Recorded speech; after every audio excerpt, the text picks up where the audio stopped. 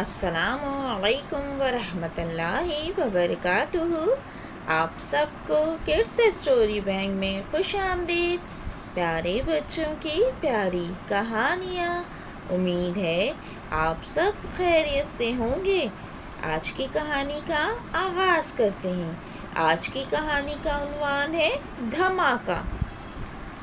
گھر کے سارے بچے اسٹڈی روم میں اپنے اسکول کا ہوم ورک کر رہے تھے کہ اچانک ہی کمرے میں بلب گر کر ٹوٹا تو ہلکا سا دھماکہ ہوا۔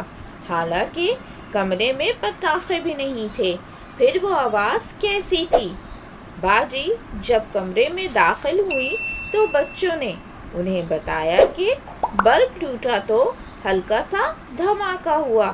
بچے حیران تھے کہ یہ دھماکے کی آواز کہاں سے آئی۔ باجی کمرے میں نیا بلب لگاتی ہیں اور مسکرا کر بچوں کو بتاتی ہیں کہ بجلی کے بلب کے فلامنٹ کو جلنے سے بچانے کے لیے تیاری کے وقت اس میں سے ہوا نکال دی جاتی ہے۔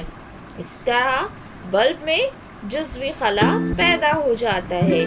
جب بلب ٹوٹتا ہے تو باہر کی ہوا تیزی سے اس کے اندر خلا کو پر کرنے کے لیے داخل ہوتی ہے اور آپس میں ٹکراؤ کے نتیجے میں دھماکہ ہو جاتا ہے۔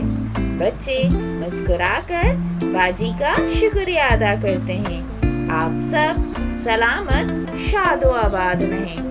فی امان اللہ۔